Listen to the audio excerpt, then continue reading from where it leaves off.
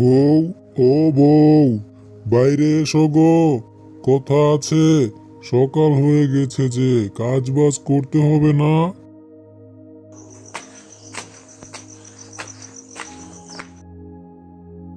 মাছের জন্য খাবার দিতে হবে তো, মাছগুলো না খেয়ে আছে।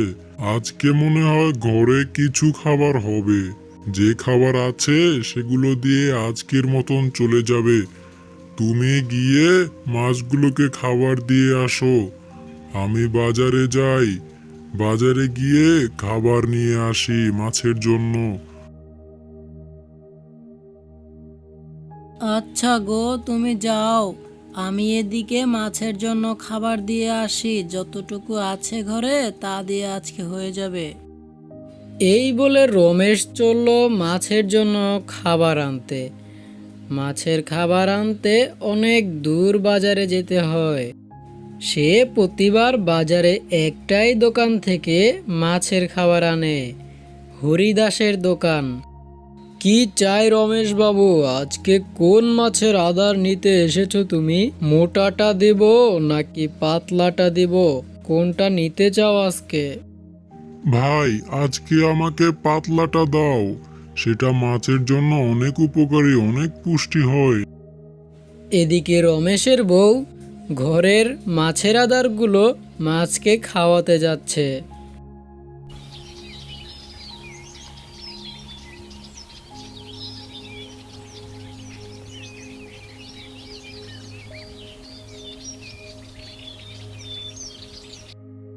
মাছগুলো দিন দিন বেশ ভালোই হচ্ছে, বেচে অনেক লাভ করব এবার।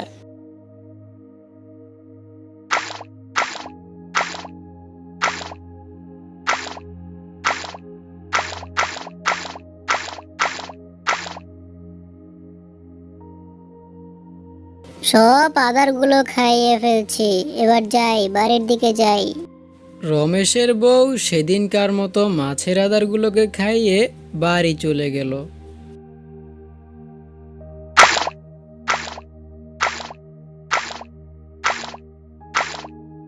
কি বাবা, এত শব্দ কিসের? ঘুমোতেই পারছি না দেখি। উমা, এগুলো কি? এ তো দেখি এত এত মাছ, আমি তো খেয়েই শেষ করতে পারবো না। আজকে অনেক মাছ পেলাম, জায়গাটা তো বেশ ভালোই। অনেক মাছ খাবো, অনেক মাছ খাবো। আজকে পেট ভরে মাছ খাবো, এত মাছ আমি কখনো দেখিনি। অনেক মাছ খেয়ে ফেলেছি আজকে, যাই এবার অন্য এক জায়গায় গিয়ে ঘুমিয়ে পড়ি, আবার কালকে আসবো। বউ, বাজার থেকে মাছের আদার এনেছি, এগুলো রেখে দাও কালকের জন্য। মাছের আদারের ব্যাগ বাড়িতে রেখে রমেশ পুকুর পাড়ে চলে আসে।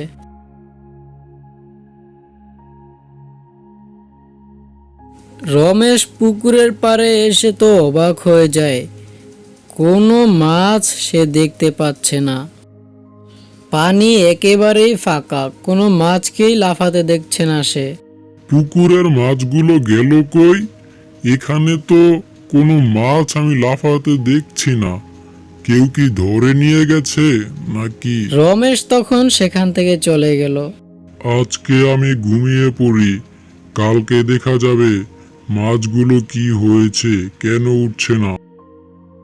এই বলে রমেশ সেদিনের মতো ঘুমিয়ে পড়ে।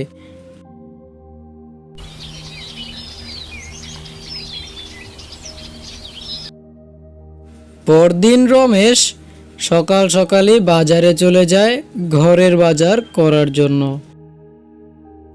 এইদিকে সেই ভূতটা আবারও আসে পুকুরের মাছ খাওয়ার জন্য। সে এই পুকুরের মাছ খেয়ে অনেক মজা পেয়েছে, তাই প্রতিদিন সেখানে মাছ খেতে আসে। তার কাছে এই মাছগুলো অনেক সুস্বাদু লাগে। আজকেও অনেক মাছ খেয়ে ফেলেছি, যাই, এখান থেকে চলে যাই এখন। সেদিনও রমেশ বাজার বাড়িতে রেখে চলে আসে তার পুকুর পাড়ে মাছগুলো দেখার জন্য। আজকে এসেও রমেশ কোনো মাছ দেখতে পায় না চারদিকে। পুকুরের পানি থই থই করে, কিন্তু কোনো মাছ নেই সেখানে। আমার সব মাছগুলো কোথায় গায়েব হয়ে যায় প্রতিদিন। এখন তো একটা মাছও দেখছি না। কালকে যা দেখছিলাম তাও 2-4টা হবে।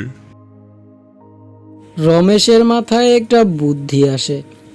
সে তার পুকুর পাড়ে গিয়ে উকি মেরে বসে থাকবে, তারপর দেখবে কে তার মাছগুলো চুরি করে নিয়ে যায় প্রতিদিন।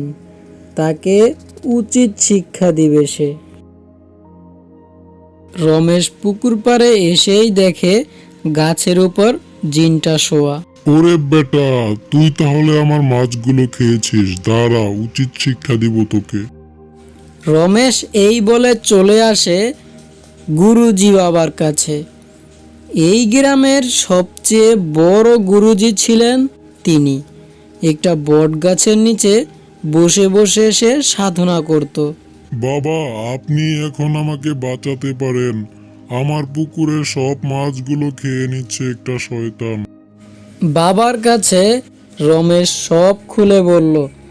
বাবা শুনে বুঝলেন আর রমেশের সাথে সেখানে যাওয়ার জন্য রাজি হলেন। রমেশের সাথে বাবাও চললেন রমেশের পুকুরের সেই শয়তানটাকে উচিত শিক্ষা দিতে।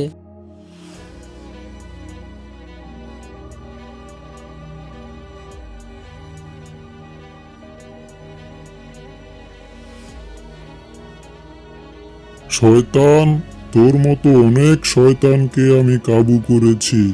তুই তো আমার কাছে কিছুই না। তোকে আজ আমি উচিত শিক্ষা দিব। যা, তুই মরে যা।